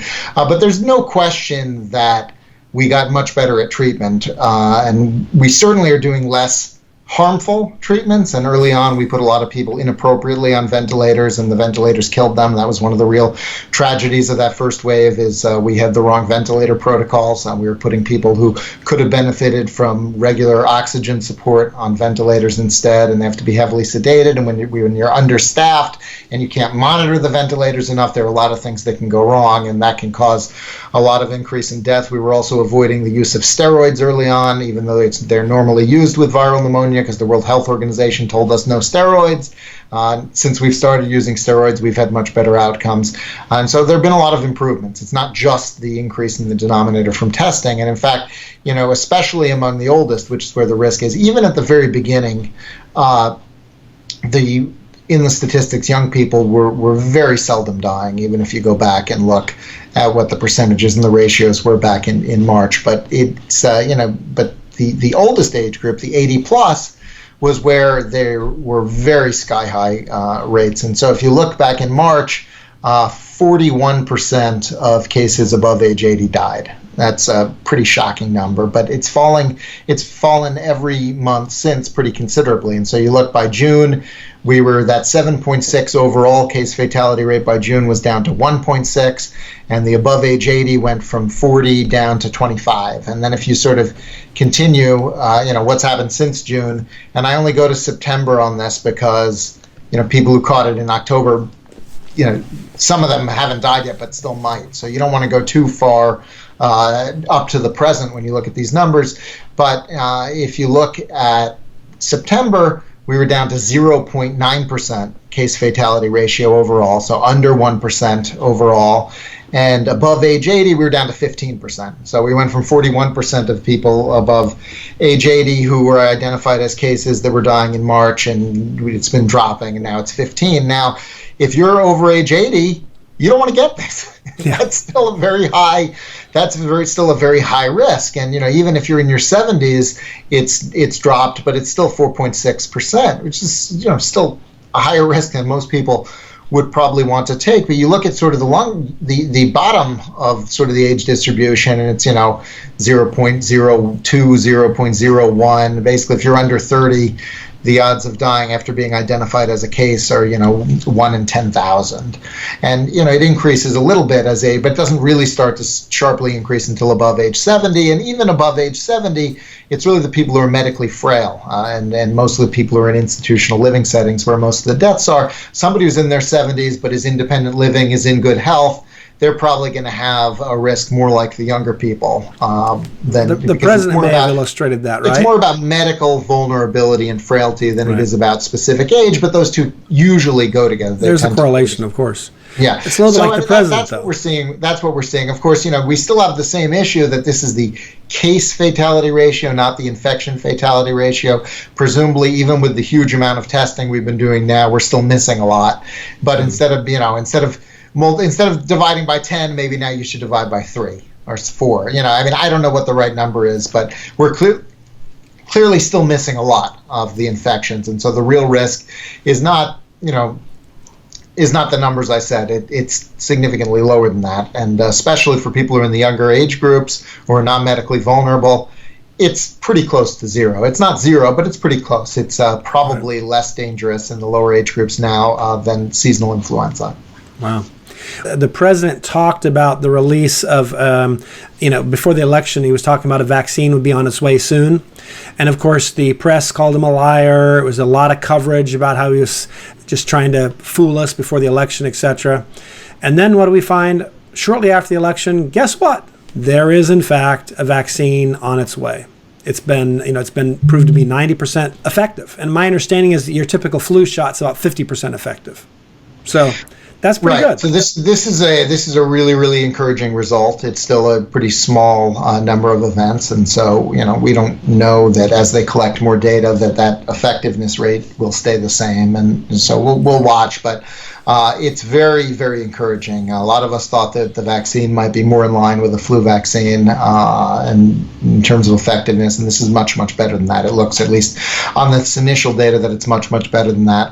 The reason we didn't get the news before the election, George, is that the original approved trial protocol, which would have had 3 interim results readouts, the first one would have been in October at 32 events.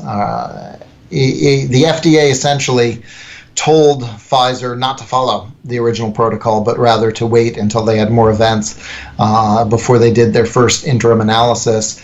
And as a consequence of that, and another FDA decision, which is that they had to have 2 months pass for doing their safety assessment, it was made clear essentially to Pfizer by the FDA that they didn't want those early interim analyses done. And so what Pfizer is now saying is, instead of doing the 3 interim analyses, they decided to just do 1.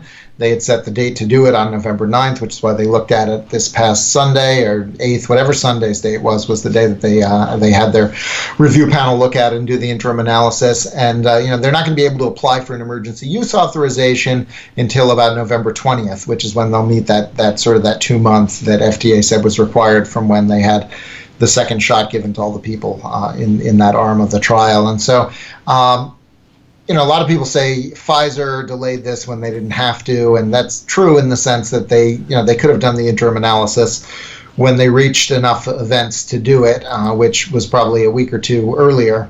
But really, the timeline that they're following is the one that the FDA told them to follow, which was they had the original approved trial protocol, and then it was changed. And you could say maybe there was a deep state sabotage from FDA to prevent it from being in the original schedule. I don't know. I will say this though, George.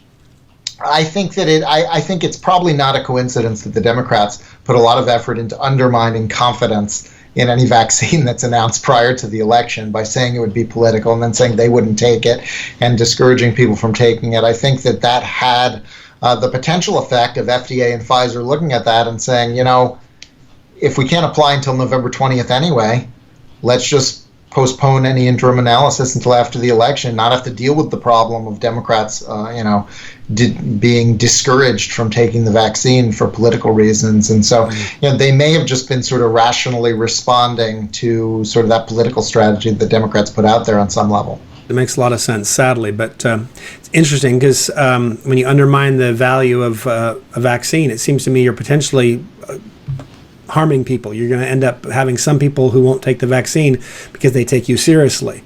But at any rate, Phil, you do a lot of great work, and I think it's important that folks be able to get, follow you on Twitter, get your updates, the whole 9 yards. Yeah, I do. I am on Twitter a lot. That's just my last name, Kerpen, Kerpen. I do a daily newsletter with Steve Moore and John Fund called the Unleash Prosperity Hotline. And you can sign up for that. It's free, committee-to-unleashprosperity.com, and you can get our thoughts on various economy and political and COVID-related items daily. My organization's website, AmericanCommitment.org, is where you can get sort of our policy research and analysis and advocacy work, and that's really going to be significant moving forward if, in fact, we do have a Biden administration. People's livelihoods, their freedom, their health, all of that's at stake. So I appreciate the work you do. It's important stuff. It's not just, my team versus your team, rah, rah, rah. People's lives are impacted. So I appreciate all that you do. You always do good work. But we are up against the break, Phil, so we're going to run. But I just want to remind our listeners and our viewers, this is the Conservative Commandos. I'm George Landreth, and the Conservative Commandos will be right back after these messages.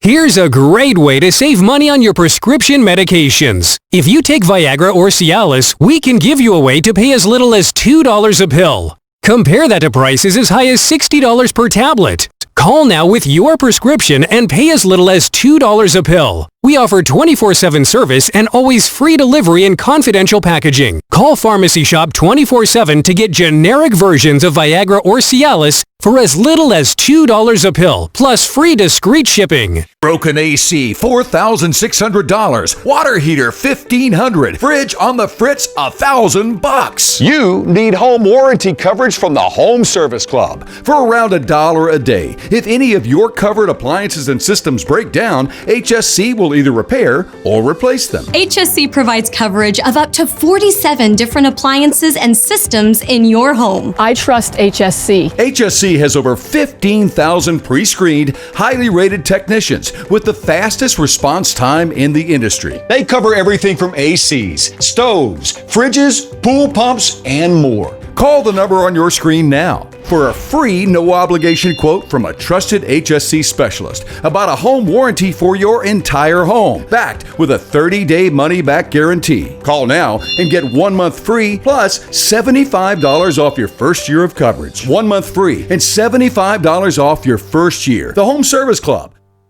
I didn't know some Medicare Advantage plans may pay for dental visits. Did you? I didn't know some Medicare Advantage plans may pay for transportation to my doctor. Did you? I didn't know some Medicare Advantage plans may pay to have my prescriptions delivered directly to my home.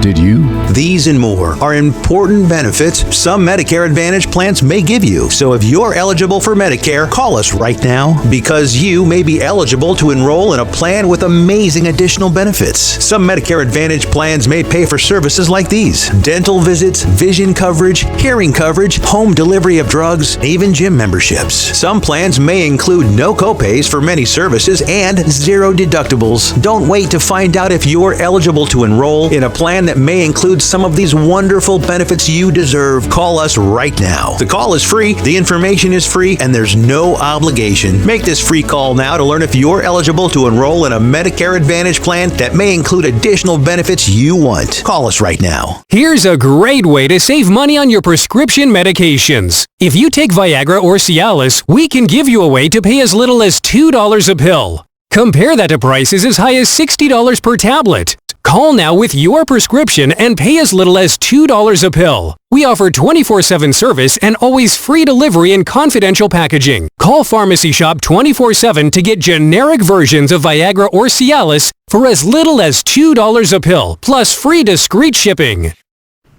Welcome back to the Conservative Commandos, the radio show, the television show, the AU and TV network, the Conservative Commandos radio network, now Roku as well, and of course always Al Gore's amazing internet. We truly are everywhere. I'm George Landreth, and I'm one of your hosts today. We're glad you're with us and stuck around. We've got more to talk about. We've got a great guest coming up. Do want to remind you our website, ccrshow.com. I am really pleased to introduce Rick Manning. Probably don't need to introduce him because he's, of course, a Conservative Commandos and AUN-TV alumnus. He is, however, the president of Americans for Limited Government. He also served on President Trump's transition team, and he's the author of a book that he and Star Parker wrote entitled Necessary Noise: How Donald Trump Inflames the Culture War and Why That Is Good for America. With that, Rick, it's always good to see you. Welcome back. I hope it feels like home. Thank you. Thanks for having me, George. Nothing's going on, right? Just it's kind of a slow news week. I don't know. I'm not sure what we can possibly talk about. What are we going to fill the time with? I don't know. It's going to be rough. It's, but maybe we could talk about voter integrity and, vote counts and things like that. Nobody's interested in that right now. Well, it's a little dry for a topic and kind of boring, and no one cares. You're right. Maybe we should pick something else. No, we should probably talk about voter integrity.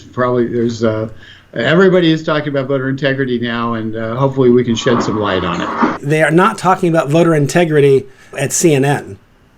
Go to MSNBC and you will not hear anything about voter integrity. What you'll see is the evidence of what happens when you cover up voter integrity concerns, and And George, let's actually start on that because I think it's important. Our Declaration of Independence, when it sets the DNA for America, in the second paragraph, we all know that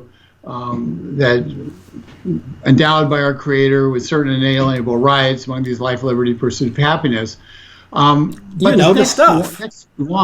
The next line, and that's really the heart and the DNA of America.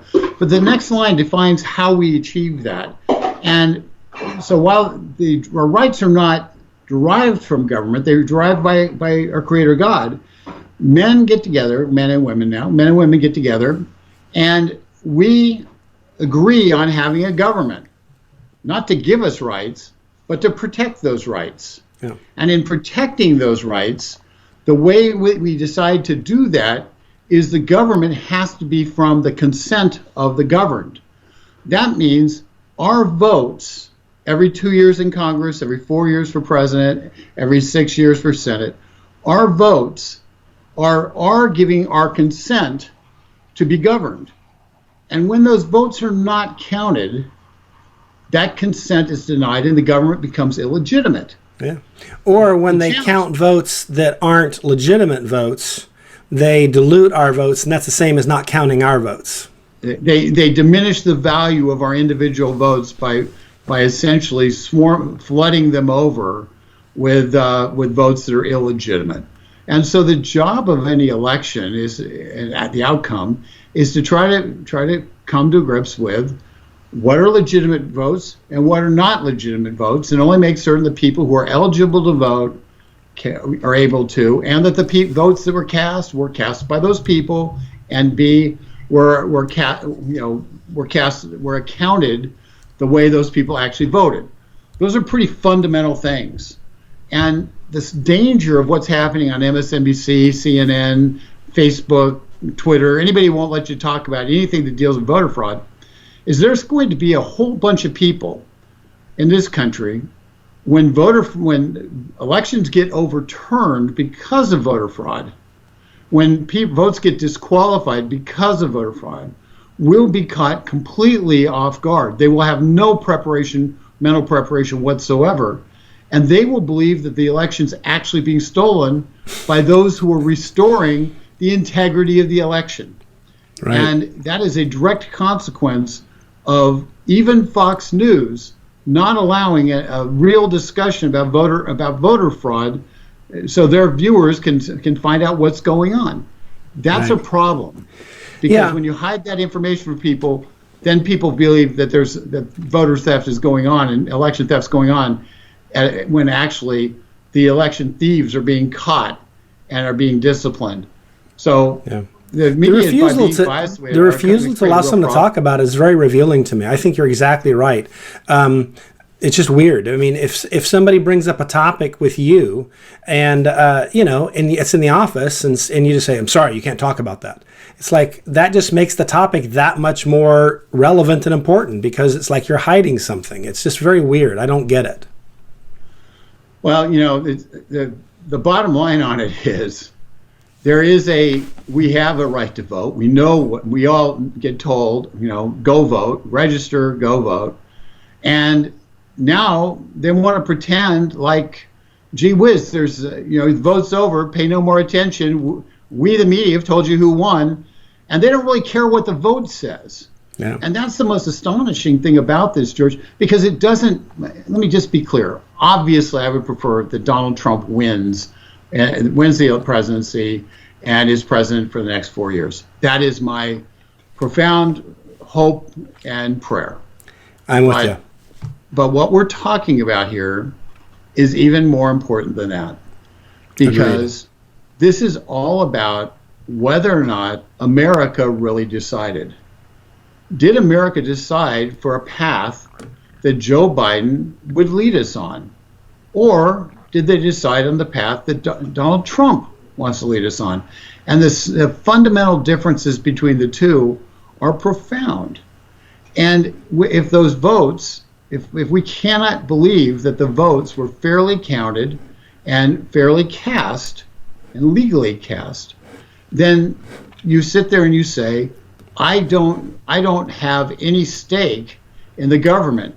At that point, I don't have to follow what the government says, because this government isn't my government. Is exactly what the left did in 2016, because they decided, they tried to change where the goalposts were. They said, if it's not the Electoral College, it's how many net votes you have. Right. And because California voted about 3.5 million more people than were eligible to vote, massive illegal alien voting, for instance, in California, because there's real suspicions, but nobody recounted the California votes because it didn't matter. The election was pretty much covered there. Right. But in this election, they're showing about 5 million more votes for Joe Biden than for Donald Trump. Now, to put that in perspective, in the last election, 2016, about 124 million people, 125 million people voted. And in this election, supposedly 146 to 147 million people voted. So presumably we had a quantum leap in the number of people participating. And Donald Trump did better in exit polls with blacks, Hispanics. He did better with women, white women in particular. So, and he held his own. He did about the same with white men. Well, given that, where did all these extra votes for Biden come from? Because everybody walked out the door said they voted for Trump. So it's really difficult to reconcile the two things. Yeah, you were right about that. We're up against the break. We've got to take a quick break here, but I'm glad you can stick around because there's more to discuss here and a lot more information to mine and analyze. But just to our listeners, this is the Conservative Commandos. Rick Manning and I will be right back after these messages, so don't go away.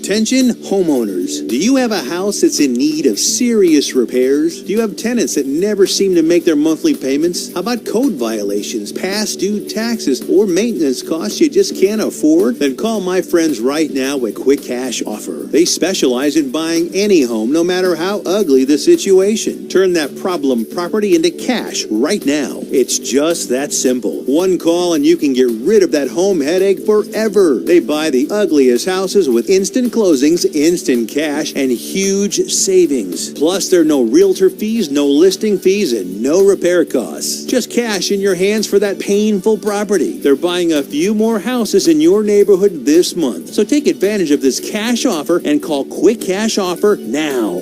855-296-8854. 855-296-8854. That's 855-296-8854. Listen carefully. If your student loan debt is overwhelming you and things seem hopeless, we've got great news. If you're still struggling with your student loan debt, there are government programs available that may actually lower your payments by consolidating your federal student loans.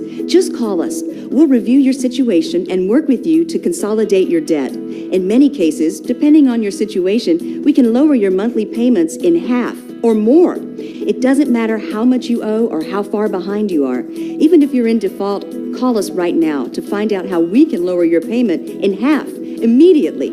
You can stop the harassing phone calls and the wage garnishments. All you need to do is pick up the phone and call us right now. We can remove your default status, consolidate your federal student loans, lower your payments, and we can do it today. Stop worrying. This is a real solution that can help. So please call us right now. Call 800-917-8671.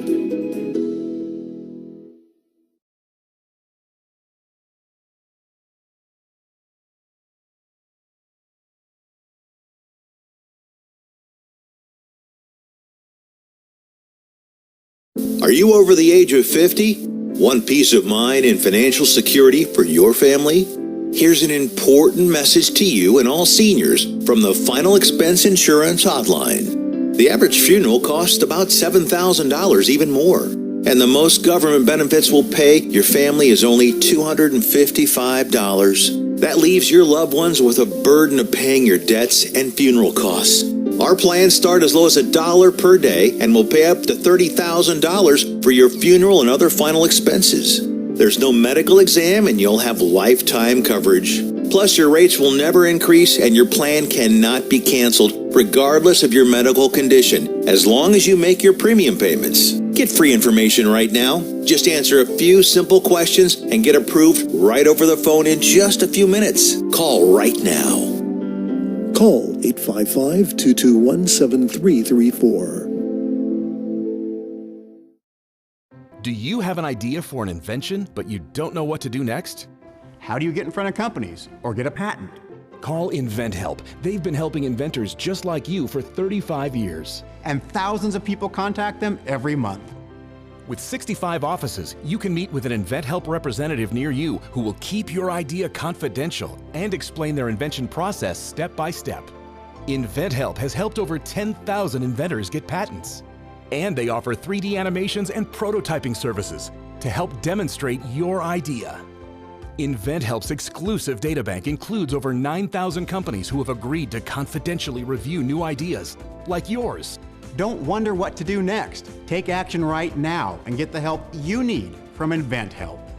InventHelp. Call today for free information. 800-880-2937. That's 800-880-2937 now. Welcome back to the Conservative Commandos radio show, television show. We've got the AUN TV network. Of course, we've got the Conservative Commandos radio network. We've got our Roku channel and Al Gore's amazing internet. We truly are everywhere. I'm really glad that you stuck around. We've got not only my friend, not just the Conservative Commandos friend, but your friend too, because he's been here so many times as one of our hosts. It's just great to have Rick back. It's like being with family, but he, of course, is the president of Americans for Limited Government. They're doing some great stuff. So, Rick, thanks for sticking around. My pleasure. Let's jump. We were talking about the election integrity and why it matters. I think there's some challenges ahead, because a lot of what the Biden campaign is doing, a lot of the press is doing, is not litigating the case, but trying to set the stage, or if you will, set expectations. They want very much to make it difficult on either a court or a legislature to require the votes to be fair and rational, because if they overturn the election, they're going to claim they stole it. And courts don't like to get involved in political things, and legislators don't want to be running an election in 2 years with people saying, you stole the election from me. So they're trying very hard to create the image that the election's over, that Biden has won, and if that changes in any way, shape, or form, it's because someone stole it. So let's talk a little bit about some of this, kind of what you might call political courage issues, assuming that the evidence does come out that there was chicanery going on and cheating and stealing of elections and so forth.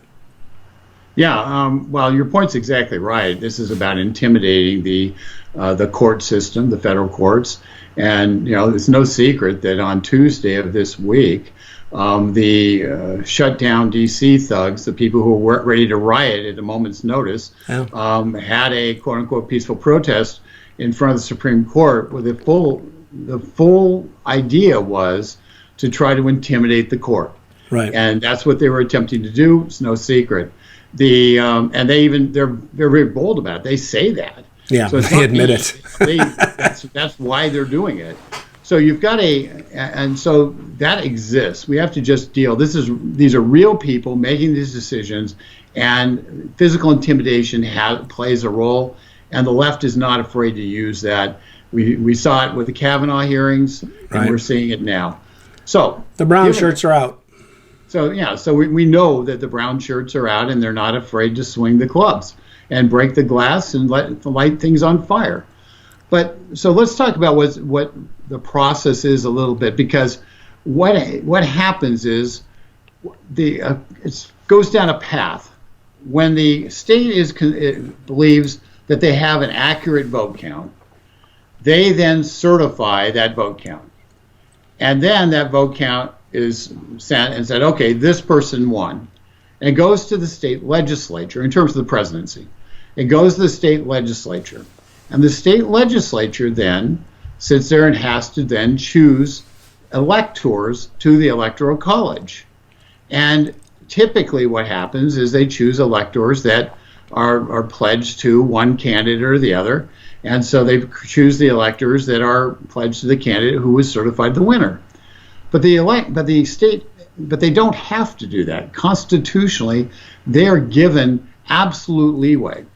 Yeah. For example, if they determine that there was voter fraud and that the certified results are not accurate, that they've seen evidence that there was intimidation, and people come forward saying, wait a second, I was afraid to go to the polling place, or I was not allowed to observe the votes, or any number. They counted 500,000 votes, and they wouldn't let us watch while they counted those. The voting machine counted jumped from 300,000 votes for one candidate and 0 votes for the other candidate over in a period of about 5 minutes.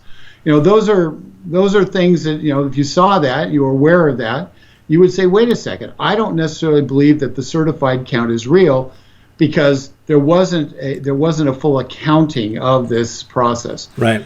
And so one thing I was just going to say to that I think we have to point out too is just this institutional bias. Some of these people who certify the votes may be liberal Democrats who hate Trump and love Biden or whatever, but some of them may just be, quite frankly, bureaucrats who don't want to admit that they and their apparatus has failed to protect the election integrity. So all they want to do is say, yeah, this is the correct result, because it just makes them look good. Who would want to admit, I can't certify this because we have so many problems in our system? Because they're basically saying, I'm bad at what I do. Who's going to admit that? What quarterback goes to their coach and says, bench me, I suck, I'm not any good? Well, if he's got a guaranteed salary, maybe he would, because he'd come out of the game a lot more healthy. But apart from the guaranteed salary part, you're exactly right. There's a lot of motivations here. But the bottom line on it is your state legislators have a tremendous amount of leeway in terms, if they're given a real honest reason why the certified vote does not accurately represent how the people actually voted, they have almost a responsibility to then say, wait a second, we're not going to do that. And one thing every state legislator in a contested race right now should be doing, on the left or the right, what they should be doing is asking for a full voter audit, a full audit of the election. What that means and looks like is, let's go through the voter rolls and actually see how many people who had moved and voted from the address they no longer lived at. So that's a little more in depth than a recount. Yes. You recount, but you also look at the ballots to figure out who's there. Just so a recount is when you're sitting there, you're looking at the individual ballot and you're trying to ascertain, was this ballot done properly? If it's a mail-in ballot, you're looking at the envelopes. Do the signatures match on the outside envelope and the inside envelope? And so that kind of thing. So that's what you do with a recount. It's really hard. If you had like 300,000 ballots that were fraudulently filled out, but they were mixed in with 1,000,005 ballots, 1,500,000 ballots, it would be a needle in a haystack, because you wouldn't have those ballots all sitting there saying, wait a second, the same person did all these ballots. Because they would, if they were all sitting there together, you'd know that, but you don't know it when you're just looking at it. However, if you're doing a real audit, you're sitting there and saying, okay, these are the people who voted. We're going to call, and some of these people, they don't look like they probably voted, because like they live at industrial parks and places where you're not allowed to register. In Nevada, in some cases, they're mining shafts. Or there's 5,000 people who vote from the same apartment complex, and there's more people voting from the apartment complex that live there. So you sit there and you look at that and you say, there's something wrong here. And so you make phone calls, you do investigation, you find, oh, wait a second, a lot of people here said they never even voted, or they never got their ballot, or they went to the polls and they voted, and yet we're seeing them voting twice or 3 times in this system. So you have to do a forensic analysis of the votes based on the voter files to just make certain that eligible people voted, and B, that the votes were cast, that the people who supposedly cast the votes actually did cast their votes. Right. Because those are, because if they didn't, that's fraud. So you do that, you determine how many are miscast, you go through the process. Now recognize, you don't know how those people voted, because if the ballot's separated from the envelope, you have absolutely no way of knowing anything about that ballot except for that it was cast. So under most circumstances, you have ballots that have been injected in the system that are fraudulent, but you have no way to determine who should have votes taken away from them, even though you might have a pretty good idea. So a legislature, though, can look at that and say, wait a second, I've got 300,000 ballots that don't make any sense. I don't know who to attribute them to, but the voter margin was 50,000 votes. So what do I do about it? Do I give the election to the person who I strongly believe didn't cast those ballots illegitimately? Maybe. Do I say we don't know and I don't send electors? Maybe you do that. Maybe you sit there and say, well, we don't know, but we're going to split the delegation 50-50 in terms of the electors, and because we don't know, and because of that, but our people need to be represented, so we're going to give, if you've got 10 votes in the electoral college, we give 5 to one and 5 to the other. Right. So there's lots of things. The state legislatures have options, but the first thing they have to do is audit those ballots, audit the election, and that's why I've started a website for people to be able to contact state legislators. It's electionauditnow.org. Electionauditnow.org. Excellent. And there's a lot of voter fraud stuff on the site, but the main thing is it's a letter to state legislators and the governors urging them to, and your federal legislators also, by the way, urging them to audit the election results to make sure that every legal vote was counted and that illegal votes were discounted. It's very simple.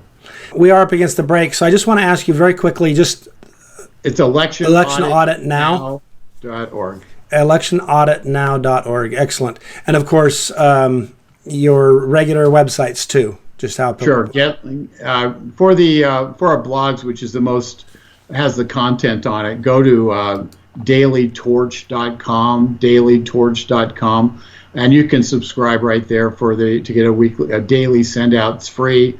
We don't bug you for money. We just send you the content. It's good stuff, cartoons, lots of funny stuff, plus a lot of pretty in-depth analysis on different issues that you really won't find very many places. Excellent. I hope everyone will go see your audit site, because electionauditnow.com, that's important. We really need .org. Electionauditnow.org. Yeah, electionaudit.org. Excellent. Well, to our listeners and our viewers, the Conservative Commandos will be right back.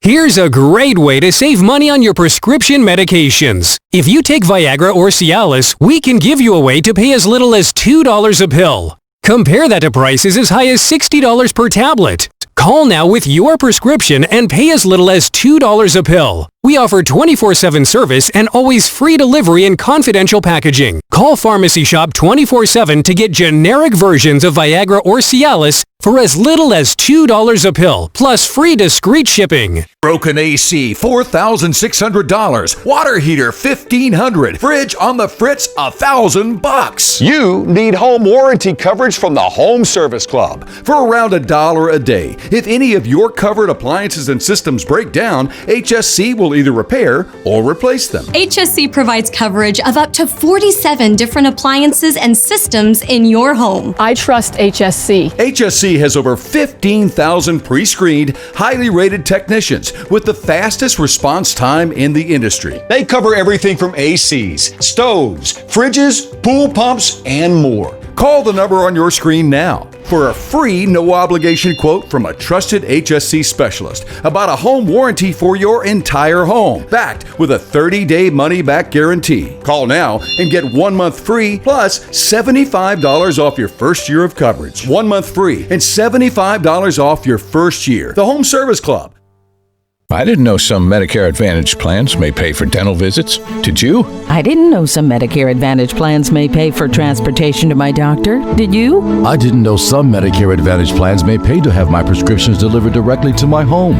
Did you? These and more are important benefits some Medicare Advantage plans may give you. So if you're eligible for Medicare, call us right now, because you may be eligible to enroll in a plan with amazing additional benefits. Some Medicare Advantage plans may pay for services like these: dental visits, vision coverage, hearing coverage, home delivery of drugs, even gym memberships. Some plans may include no copays for many services and 0 deductibles. Don't wait to find out if you're eligible to enroll in a plan that may include some of these wonderful benefits you deserve. Call us right now. The call is free, the information is free, and there's no obligation. Make this free call now to learn if you're eligible to enroll in a Medicare Advantage plan that may include additional benefits you want. Call us right now.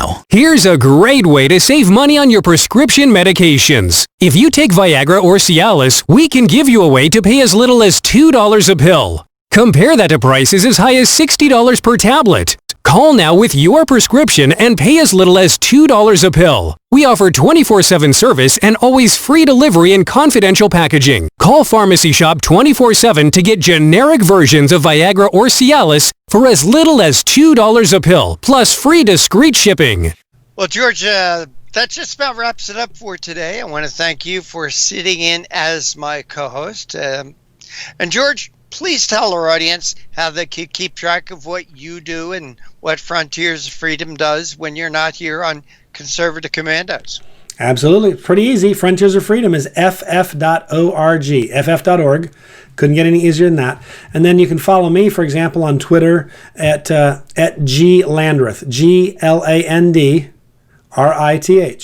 So it's not that hard, but if my name were Jones or Smith, it'd be easier, but it's Landreth. Right. Again, let's make this plea, George.